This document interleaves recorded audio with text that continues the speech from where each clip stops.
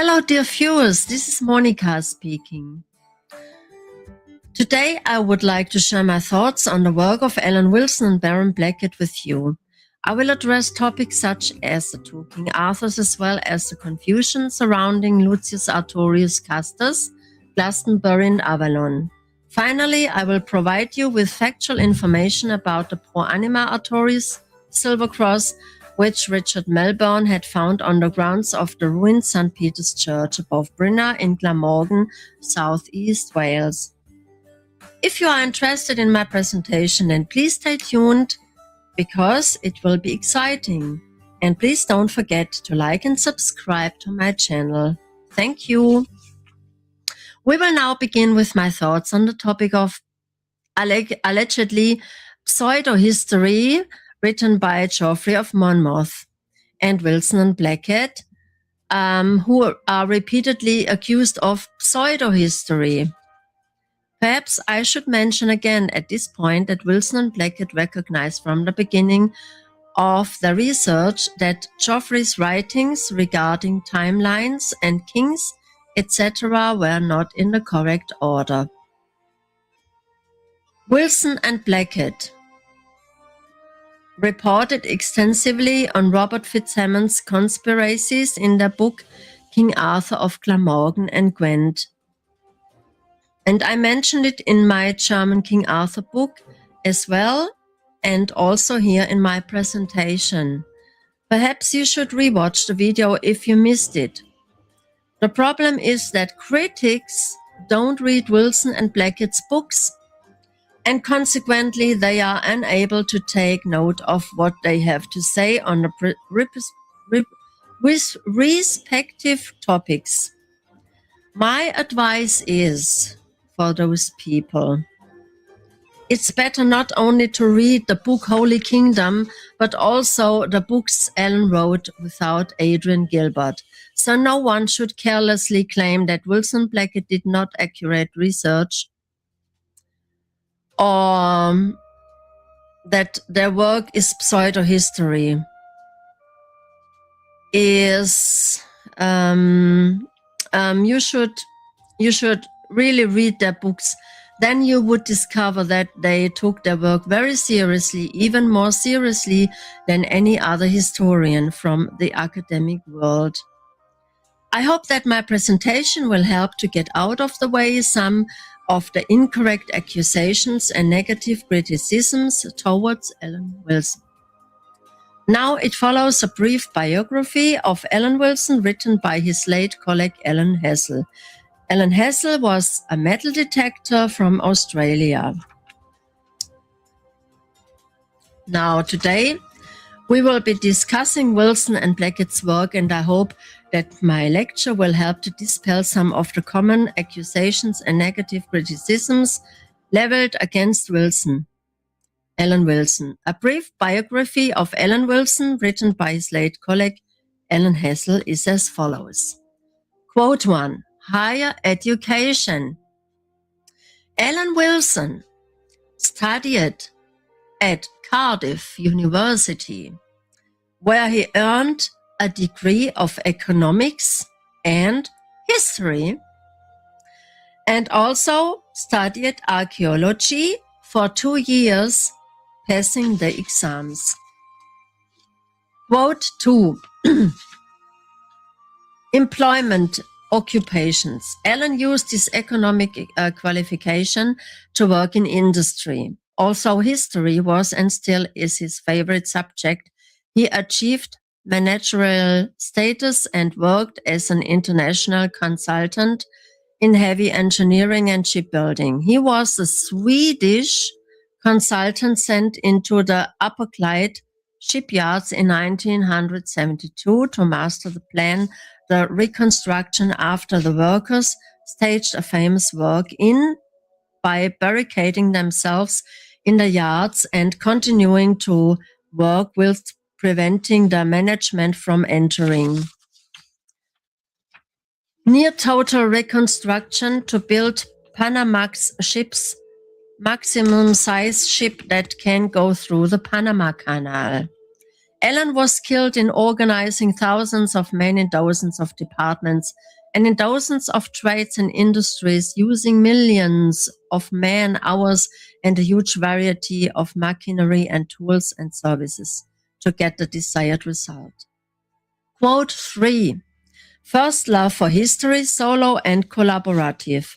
About 1950, Alan started to take an interest in his own history, and in doing so, he started a long, slow process of evolution that would take him all the way back to the Dark Ages and eventually King Arthur. At first, he was on his own, visiting his libraries in Cardiff, delving into books in search of the truth about the legendary king. In fact, he became a regular visitor and he was always on the lookout for old rare manuscripts that he used as references. One day, he realized that someone else was looking for the same books as he was. That person was Baron Blackett, who was told by the librarian that Alan had the book he was seeking. Baron introduced himself to Alan and as a result decided to pool their efforts in order to speed up things. End quote. Now, a list of manuscripts that Wilson and Blackett worked and analyzed in details are following. All quotes are from their book King Arthur of Glamorgan and Gwent, pages 12 to 13 and more. First, the Welsh Annals or Annals Cambriae. It's the earliest copy, manuscript A of the Harleian collection of in the British Museum in London. The Welsh Annals begin with the date 444 AD and the entries continue up to 954 AD. Then follows a 27-year gap and an entry ending the Annals in 1977 AD. Manuscript B is held in the Public Record Office from Isidore of Seville's origins, for it begins with the creation of man. The form of the Welsh Annals closely resembles that of a modern diary. There are entries concerning Arthur. The first occurs in 516 AD, namely, first, Battle of Badon, second, Battle of Camlan, possibly killed at Camlan, possibly. Two different words are written for the work battle in 516 AD. There is Waith, the British word from which we derive the modern Welsh cut, battle. All these suggestions that the entries are in fact of early date, being made by contemporary different authors or writers. The B manuscript has a fuller account of the event, quote, Battle of Camlan, in which the famous Arthur, king of the Britons and Mordred, his betrayer, died of wounds they inflicted on each other, end quote. This is an interpretation of an earlier cryptic entry and probably wrong, for Arthur probably lived many years after Camlan. End quote.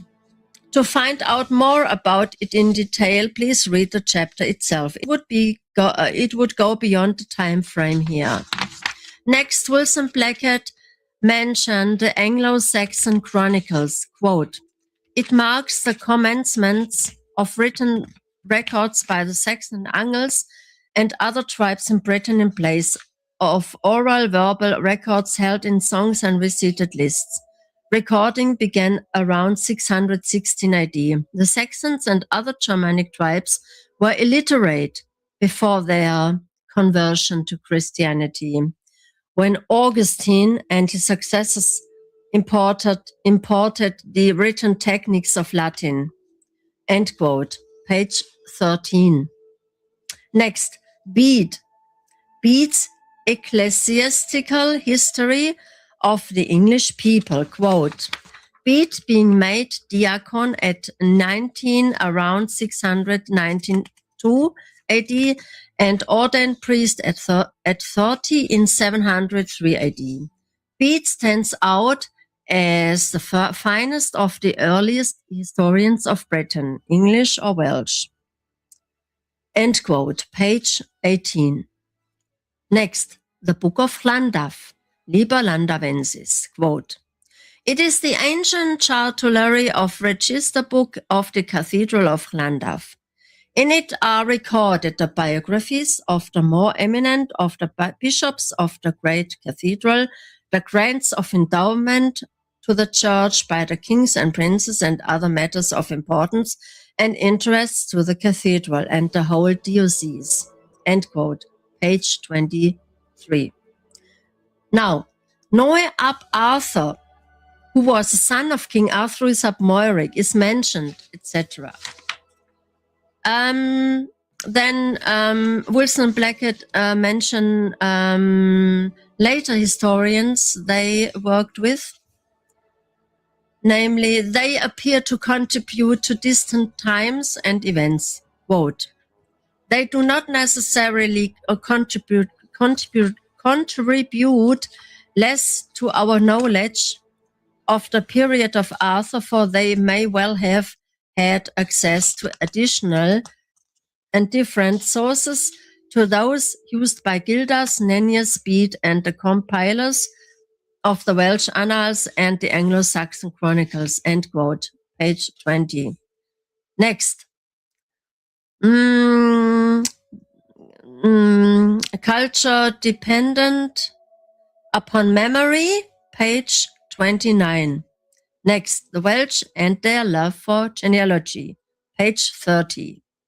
Quote, The primary requirement of the Welsh was that a man be of good birth.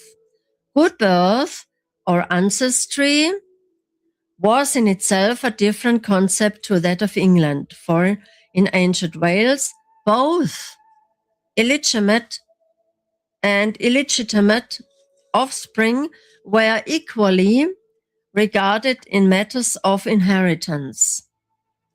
The Christian ideas of stigma attached to children classed as bastards did not apply. The major difference lay in the concept of an equal share for all. All sons inherited an equal share of their father's estate.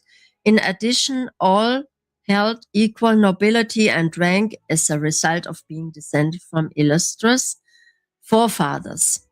This is, of course, a direct contrast with the medieval feudal system, which preserved and enlarged estates when the eldest son inherited a father's titles and lands. End quote.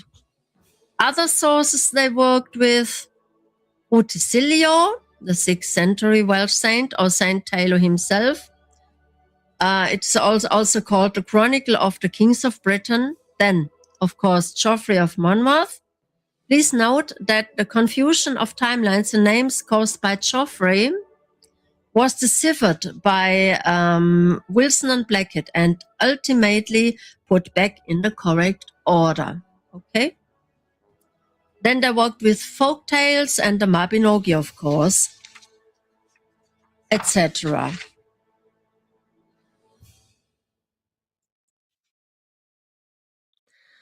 Now, what was Wilson and Blackett's main goal regarding the Arthurian investigation? Well, it was to unravel the medieval records of Geoffrey of Monmouth, and in doing so, they discovered that there were 2 King Arthurs from the same lineage, who existed separately over a period of about 150 years. One of them is the legendary historical King Arthur, namely Arthur ab Moiric. But Arthur I, also known as Andragatius, grandson of Magnus Maximus, son of Uther Pendragon, Victor Pendragon, also has a very fiable history worth investigating. In total, Wilson and Blackett were able to identify 5 significant authors, but only one fulfills all the criteria in connection with the legend. That has been falsely presented to us as the Arthurian romance for decades, if not since the 17th or 19th century. Over the centuries, his name, in connection with his explicitly royal genealogy, has been suppressed in academic and monarchical circles among the leading elite. Even on social media, people don't seem to want to admit that Arthur's roots lay in South Wales, specifically Southeast Wales, and that the Welsh border extended as far as the Scottish Firth of Forth as late as the 5th century AD. Because the extended border is almost unknown today, Avalon is still presumed to be somewhere in England, near Glastonbury, or on Bardsey Island in North Wales. Ridiculously, those unfamiliar with the subject claim that Avalon derives from Apple and Apple Island, and everyone believes it. How do I myself, as a foreigner, as a non-Brit, as a German, view the Avalon phenomenon? Well, I follow Wilson and Blackett's explanations, and based on my logical reasoning regarding the exploration of the Welsh language. I can only agree with Wilson and Blackett when they say that Avalon is derived from the name Afalach. Next, they investigated who Afalach was, and Wilson and Blackett logically concluded that it could only be the Isle of Arran. At the time, at that time, it was part of the province of Valentinian or Valentine, since Valentine or Valentinian is the holy man Afalach in Welsh. Arran is clearly located in the north on the Scottish border with Strathclyde, formerly part of the province of Valencia. Now, who was Afalach? It appears he was the son of Belimaur and Anna. She was the sister of Joseph of Arimathea. Since, according to Wilson and Blackett, the Valentinians were popular among the early Christians of Wales, this name in its Latin pronunciation may have gained popularity, especially from the early 4th century onward. This implies that Afalach played a significant role in the early Christian community in Britain, and that the name, in its Latin form, remained in use for many centuries. In the Mabinogi mythology, Afalach was likely the father of the goddess Mordron. Insanely, Afalach Abeli is relegated to the fictional corner, where he is reduced to being the Celtic god of the underworld. Why the wounded King Arthur, and here we are speaking of Arthur too, son of Moiric, had to endure the long journey to the Isle of Arran in the province of Valencia is explained in the book King Arthur of Glamorgan, penned by Wilson and Blackett. Explaining the exact details would exceed the time frame here. Suffice it to say that some allies and supporters of the Norman monarchy were involved in the Arthur Glastonbury Avalon case, such as the historian William Camden and the antiquarian John Leland, as well as the monks of Glastonbury Abbey in 1191, out of greed to preserve their abbey. A certain Ralph of Coggeshall wrote accounts of the actual exhumation and a certain Giraldus Cambrensis visited the site and provided a detailed account of the events. Then a century later, in 1291 AD, a history of Glastonbury Abbey was written by one of the monks, Adam of Domerham. Fools like Edward I, King of England, and his queen Eleanor visited the supposed tomb of Arthur at Glastonbury, and it was even open so the king could see the bones, supposedly to confirm the claim. In fact, these were the remains in the grave of the Welsh prince Iestyn, direct descendant of the legendary King Arthur, King of Glamorgan, and Iestyn and his wife. The monks of Glastonbury wanted to save the abbey from ruin and decided to use the relics to attract more tourists to visit the abbey and so on. It's so interesting and so thoroughly deciphered and described by Wilson and Blackett. You should not only read the book Holy Kingdom, which Adrian Gilbert co-authored, but especially Alan Wilson's book King Arthur of Glamorgan and Gwent. I personally based my own book with my German translations precisely on this book. I recommend it to every Wilson and Blackett beginner. Far too many people were involved at that time for me to list them all individually here, but you should be aware of one thing. Nothing of the chaotic jumble that was ever written about Arthur in academic handwriting or after Geoffrey of Monmouth's death is true. You can find the names of all those involved and who were responsible for the confusion in Alan Wilson's books. However, if you already have trouble not questioning medieval academic Arthurian literature, and if you trust the medieval monarchy and its descendants, then just forget about searching for the truth. But please don't accuse Wilson and Blackett of inventing everything or not writing it down correctly.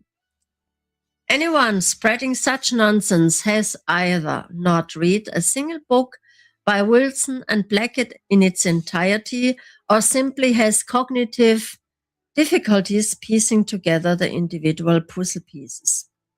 That's just a fact, not an insult. Wilson and Blackett is not for timid people who blindly trust governments and the church. In my opinion, our entire system has been politically and religiously corrupted at least since the assassination of the last Western Emperor Magnus Maximus in 388. Furthermore, since the 6th century, it has been corrupted by unholy popes who were related to the monarchy, a practice that continued enduring the Middle Ages. The Papal States were only established in the 8th century by the donation of Pepin in 756. I think Pepin was a Carolingian. Please be aware that too many non-Brits simply had had their hands in it. We should be ashamed of ourselves for failing to recognize the misery and instead denigrating Wilson and Blackett as fraudsters and inventors. There are others beside myself who are convinced of Alan Wilson's work, but who, for fear of being laughed at, do not dare to stand by their support, unfortunately. Also, out of respect for us Broadstock support for Wilson and Blackett, we should stop discrediting their work. After all, Alan Wilson worked for a long time as a shipbuilding engineer in northern Italy, and he gathered information on the side. Now ask yourself, which modern author or historian would do that today?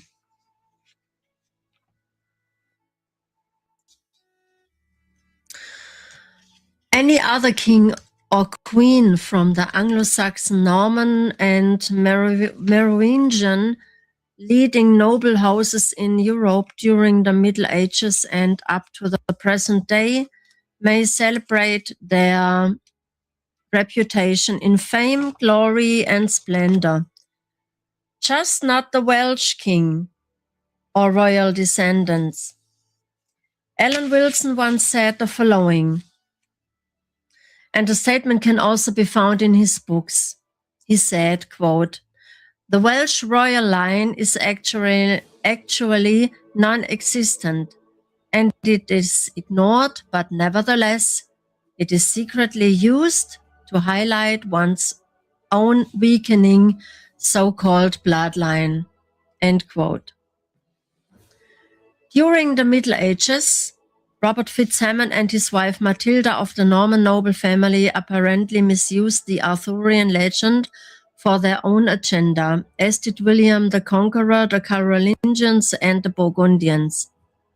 Theodosius I, Theodosius I, and his Frankish ally Arbogast were to blame for the decline of the British Roman Empire as they waged war on European soil against the last good emperor of the West, Magnus Maximus. We also have Henry II, Count of Anjou, who forced the Glastonbury monks to deny the existence of King Arthur during excavations. However, King Henry II forbade the monks from saying they were King Arthur's remains because, according to Wilson and Blackett, Henry feared the Welsh King Arthur, even though Arthur, was long dead. Envy certainly played a major role in this matter, as these Germanic noble families would so dearly having loved to include the Welsh King Arthur and his early Christian ancestors, the Holy Family of Jesus and Joseph of Arimathea, Cunobelinus and Anna and their son Caradoc, one King David, Brutus and Aeneas of Troy, in their own faltering genealogies.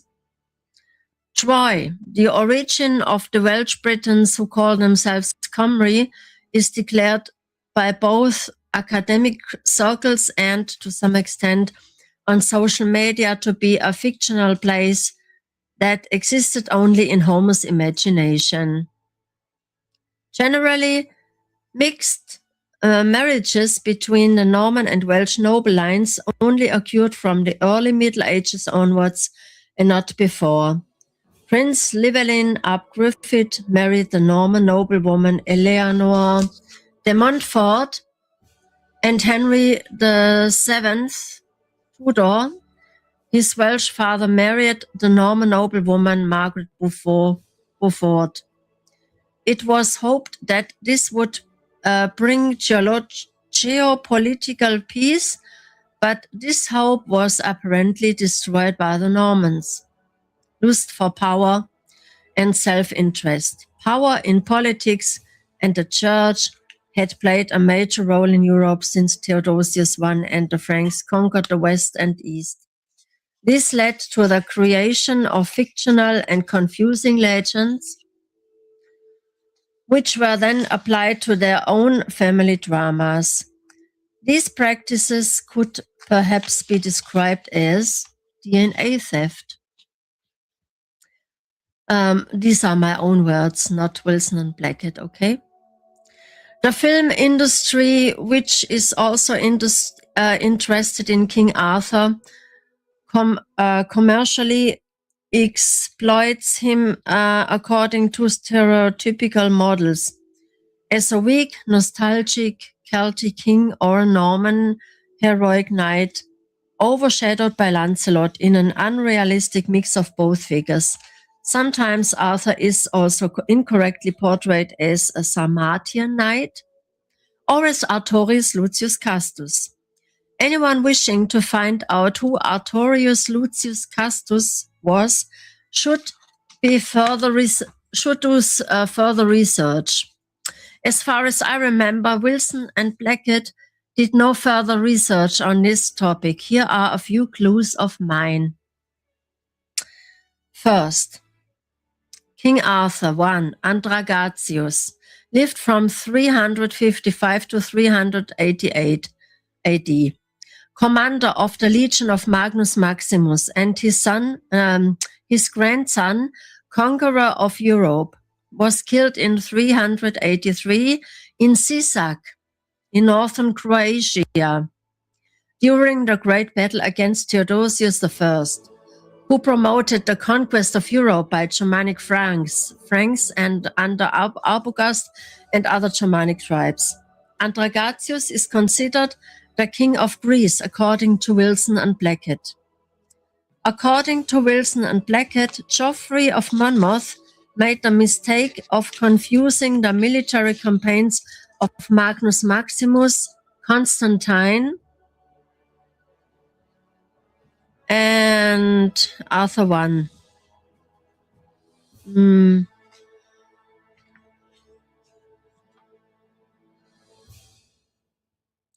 Yes. Well, maybe this includes Arthur II, Arthurus Abmoiric II, by the way. A stone tablet inscribed with Lucius Artorius Castus was discovered on a church in the southern Croatian town of Podstrana. It is believed that he is buried there. According to modern Croatian sources, he is associated with a British King Arthur. Strange, isn't it? In my estimation, this can only be the son of Magnus Maximus, namely Andragatius, or King Arthur I, who existed about 150 years before the legendary King Arthur II of Glamorgan. I have no doubt about it. Killed in Sisak, northern Croatia, Wilson and Blackett found his tombstone in Atherstone, England, though. Point 2. Lucius Castus.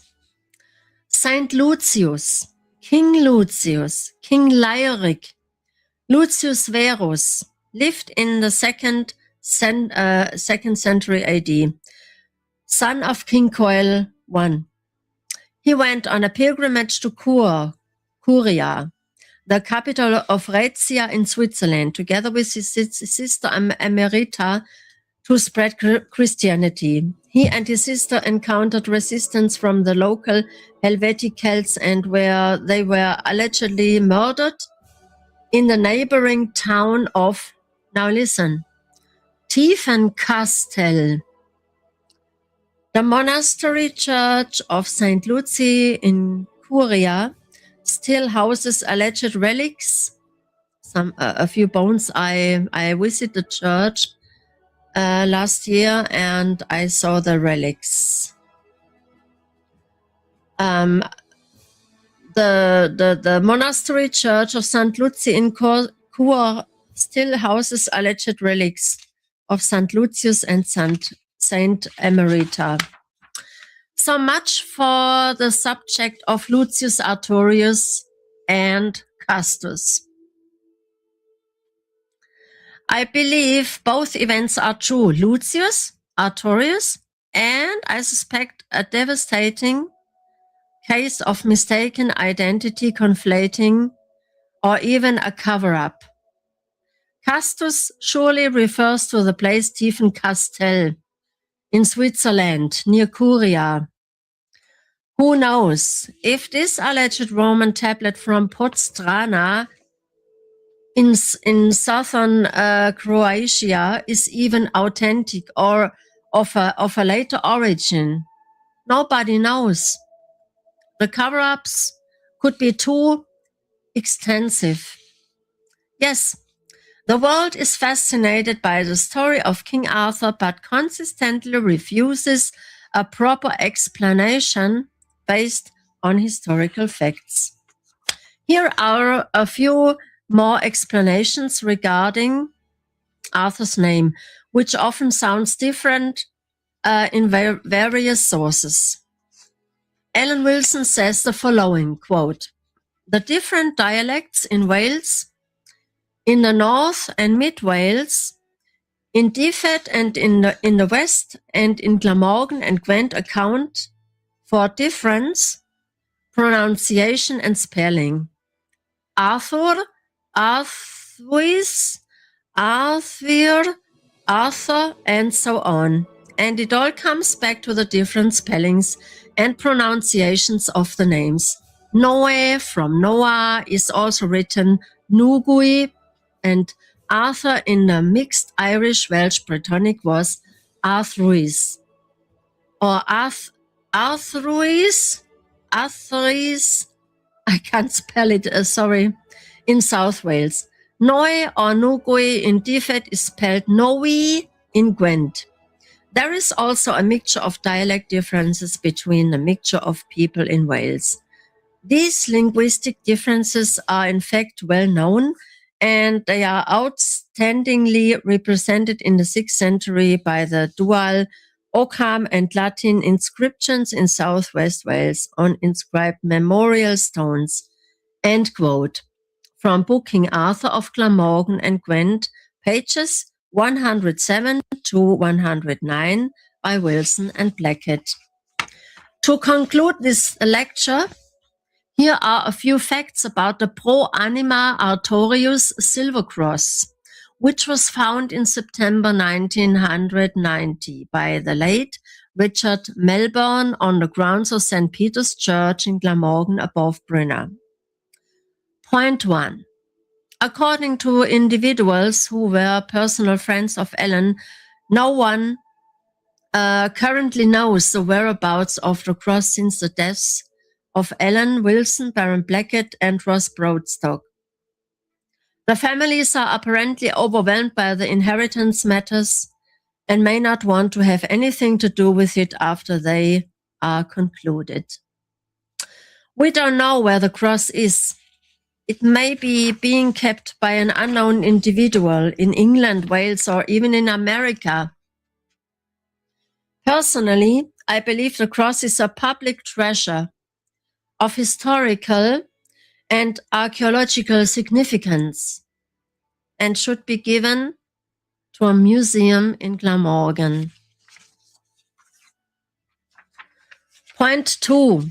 A certificate of the cross with Arthur's inscription Pro Anima Artorius existed.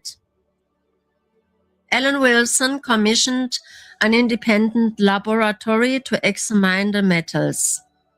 Whether the certificate and other artifacts of historical significance were saved from the recent house fire in which Baron died, or whether they are still lying around in the house or were even destroyed or taken away by unauthorized strangers or by authorized persons or by the families, we do not know.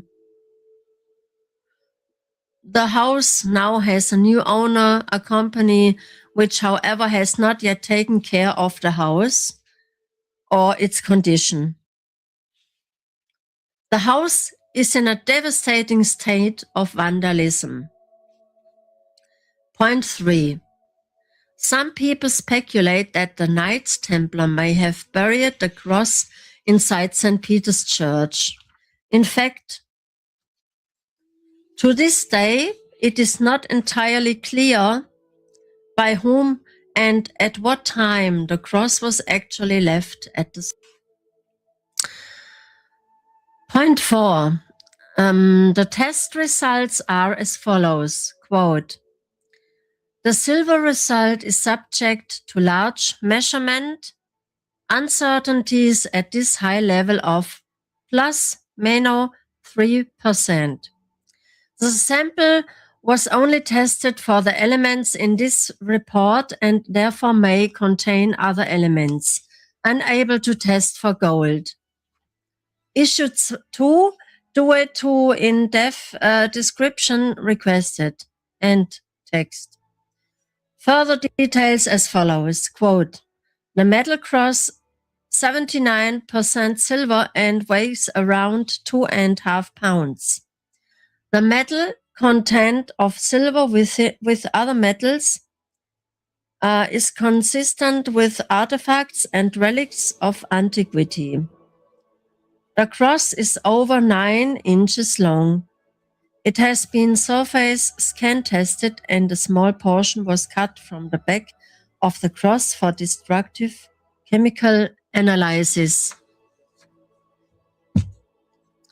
The certificate was signed by the operations manager.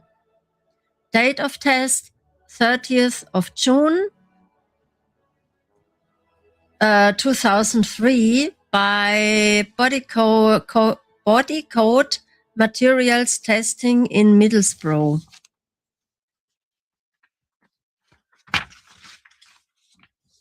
Point 5.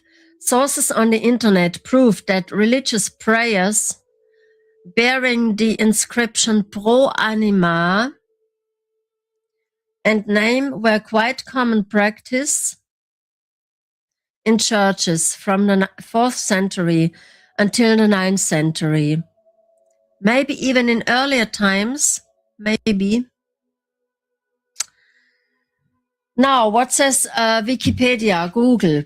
The term and practice of donatio pro anima, donation for the soul, where gifts were made to churches for salvation, emerged in Western Europe during the early Middle Ages, specifically developing from the 4th to the 9th centuries, becoming formalized by the 7th and 8th centuries as clergy mediated these exchanges for the sole benefit, with documented evidence appearing in charters and inscriptions from this era onwards.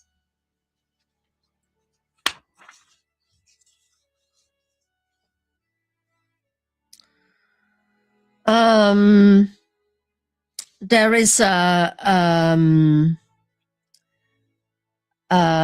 historian or author, I don't really know. She is called Eliana Magnani, and she published a book in 2009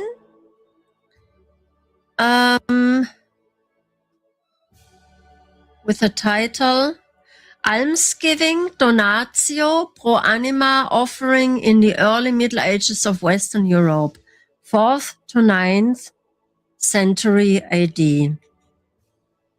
Again, published by someone who is called Eliana Magnani.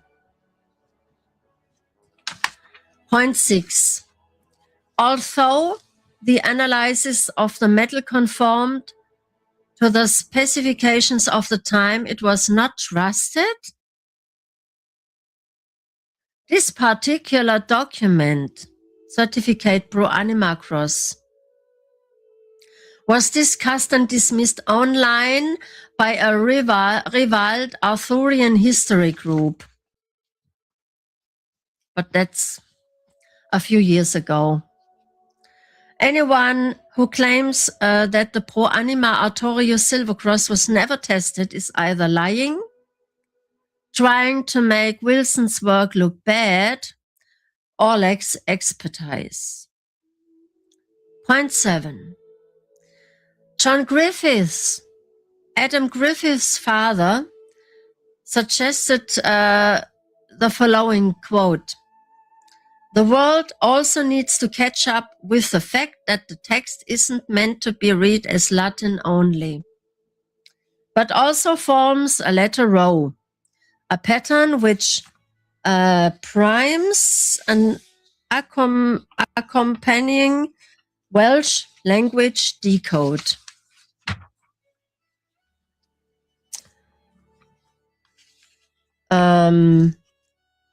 Adam is one of the admins of Britain's Hidden History group on Facebook.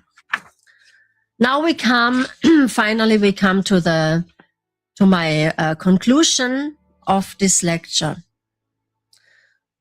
Alan Wilson and his longtime colleague Baron Blackett deserve our full attention today more than ever, for their research is of immeasurable value.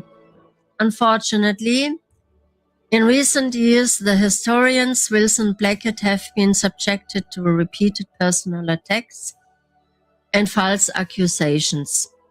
On 19th December 2023, historical researcher Baron Blackett has been killed in a house fire at his home in Benwell, Newcastle. This followed the recent tragic deaths of Ross Broadstock in October 2022, who had been heavily promoting the historical research of Alan Wilson and Baron Blackett, and the death of Baron's genius, co-author and forensic historian Alan Wilson, who died in September 2023 in hospital. For those who don't already know, somebody or some group attempted to murder Baron Blackett back in August 2011 using an incendiary device placed under his bed, creating a massive house fire, which very nearly killed him. This is a quote from Rich Planet TV, Richard D. Hall. So we're at the end of the lecture now, and I hope everyone liked it. Thanks to everyone, and I wish you all a blessed and happy Christmas and a happy and good New Year. Don't let anybody make you afraid. Yeah. Okay. Bye. Oh, wait. I have one last thing for you. So please stay tuned, because now the 7 slides about Avalon, Artorius Castus, and the pro-ANIMA Artorius Cross will follow now. Bye. So this is the province Valencia. As you can see, the pink one in the north. This is the supposed Avalon, Afalach, Valentinian, Valencia, Afalach. The correct location of Afalach in northern Britain is a vital part of the redefinition and correct reorientation of the story of the Arthurian period after crushing Mordred and his various allies, said to be Northern British, Picts, Saxons, Scots, Irish, and so on. King Arthur moved on up to the battlefield in mid-Wales, Camlan Dolgellau, in pursuit of the fleeing remnant of his enemies. He naturally moved into the territories of the rebels, and this was the Inis Afalach, the province of Valencia. He would have had to exterminate the rebels and pacify the area. The reasons for King Arthur going up to Valencia, Afalach, after his victory at Camlan, are self-evident. In addition, there are traditional references to Arthur having problems with Owen ap Urien in the area and negotiating with him. The Welsh, who always had difficulty with the letter V, called Valencia in their own tongue Afalach or Abalach, and this became confused with the term Avalon for the Glastonbury idea. So Wilson and Blackett say after the battle of Camlan, King Arthur went to Inis Abalach or Inis Afalach. Whilst Inis means island, it is also used to mean an open or cleared area or an estate, or a province of area. So in this case does not necessarily mean an island in the sea. It is when we get to the word Abalach or Afalach that things have tended to become confused in the past. Now, this is another quote from Wilson and Blackett from their book King Arthur, King of Glamorgan and Gwent, pages 178 to 183. This is when Arthur was crowned, I think. Another evidence, Arthur has to be Arthurius, the paramount king of Glamorgan and Gwent. The saints of the first half of the 6th century also help to locate and identify Arthur.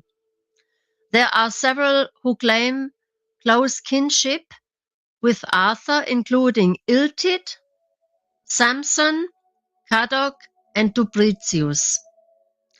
Samson, whose civilian rank was that of king, was able to claim that he was Arthur's nephew, and this through his mother, the daughter of King Moiric. I think this is Anna in this case. His father was Anundu or Difed, sometimes connected with Amorica. His uncle named Umbraifail, the brother of Amundu, who married another daughter of King Moiric. Now, this is the original construction and building. This is a manuscript. It's in the British Museum, Cottonian MSS TD. It's entitled A Chronicle of the Church of Llandaff from Brutus to the year of our Lord 1370 AD. It states as follows of the original construction and building of the Church of Llandaff. So, note please, I've only included the beginning of this manuscript here. Please understand that I cannot present everything here with screenshots. It would exceed the time available. You should read and explore the book King Arthur of Glamorgan and Gwent for yourself. Now, what does Wilson Blackett say about Dubricius? Our major interest in Dyfrig or Dubricius is that in 2 entries appended to the Book of Llandaff, he is linked with King Arthur. One entry records that Dubricius crowned Arthur as king of the Britons, meaning Wales, and the other that Dubricius receives large land and grants from Noe, the son of Arthur. Okay. By examining the pedigree of Dubricius, we find that his family was linked to the line of senior kings of the area from which we get Theodoric, Moiric, and Arthur. The simple generation technique shows that Dubricius was a generation 5 prince, as was King Moiric, the father of Arthur, who is, of course, a generation 6 king. This is valuable information as Dubricius is recorded as being a bishop when crowning King Arthur at the age of 15. 15 was the normal age for royal princes to be acknowledged in the 5th and 6th centuries. Okay, what do we have else? I think we move on to the next file now. What do we have is a clear statement that Arthur was crowned king in Kirkeistor on Christmas Day in 506 AD. This certainly fits the general scenario and events and is not statement in any way connected with Dubricius, living on after 540 or 550 AD. Dubricius would certainly have been active as a bishop at this period, as the charters of grants made to him in the Book of Landgraf clearly indicate. There are 3 kings named in this document: King Theuderic, his son Mauric, and King Arthur. The oldest, Theuderic, is connected with St. Germanus, which is possible, whilst Mauric, a direct contemporary and cousin of Dubricius, had an eldest son and successor named Arthur, or Arthurius. It is this Arthur who would be of the age which is stated 15 years, around 506 AD, when Dubricius crowned Arthur. But the actual date probably is 517 AD. Okay. This is also a quote from Book King Arthur of Glamorgan and Gwent by Wilson and Blackett. Now we move on to the next file. Here you see a map from the internet of Wales. I believe it's 5th or 6th century AD.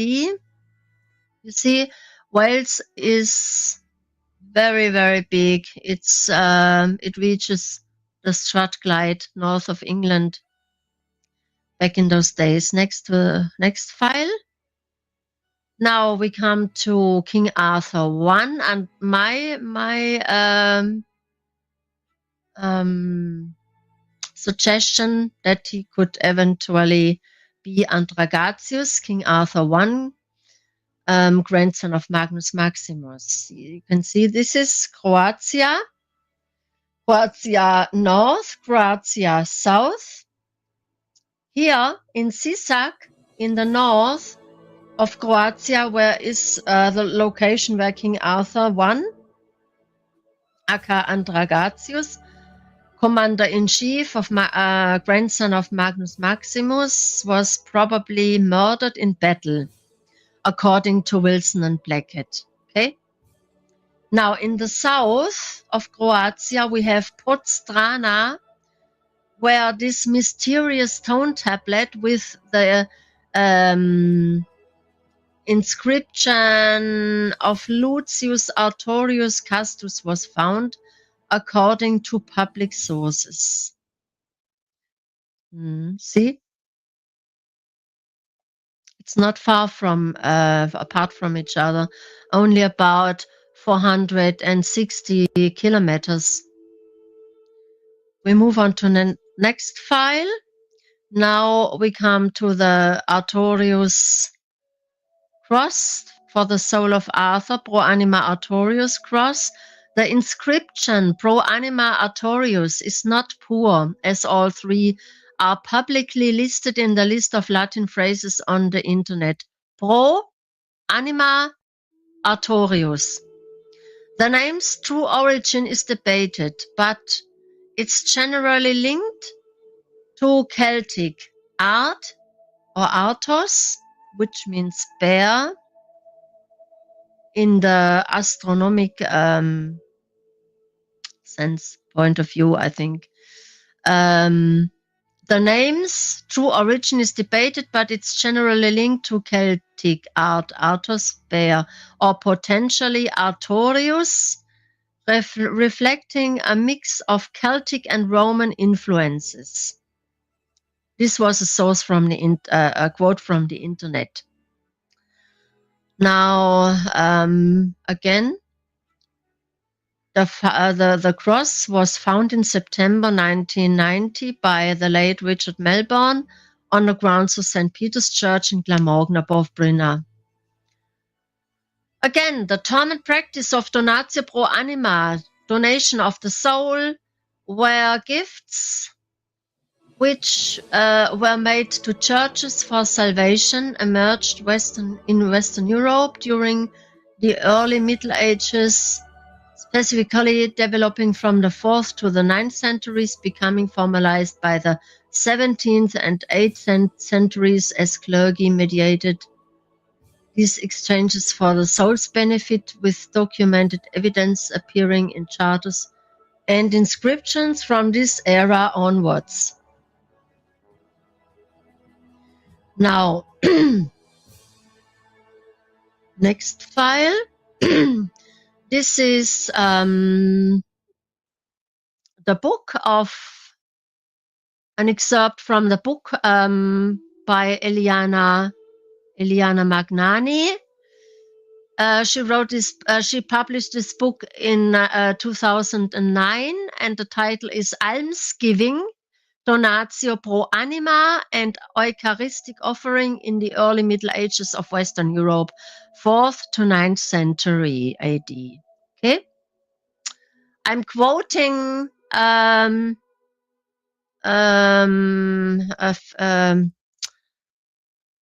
sentence or two or three. Quote: during the early Middle Ages in Western Europe, charity practice, the pro anima donations and alms given to churches and monasteries had at its heart a complex system of historically defined representations in which the Eucharistic offering stood for a model of the exchanges between man and God. This system of representation evolved in three discrete periods of time, as we see through an exploration of writings on the doctrine of almsgiving and of epigraphic inscriptions and diplomatic acts from the 4th through the 9th centuries. End quote from Eliana Magnani from her book. Okay. So I think this cross pro anima Artorius isn't a hoax. It's probably a very old cross, and it's real. Next file, and this is, I think, the last file. Yes, this is again the certificate, which from Artorius pro anima Artorius Silver Cross. The certificate was signed by the operations manager, date of test 30th of June 2003 by Body Code Materials Testing in Middlesbrough. This is a photo from book Satanic Protocol by Grant Berkeley, Wilson and Blackett.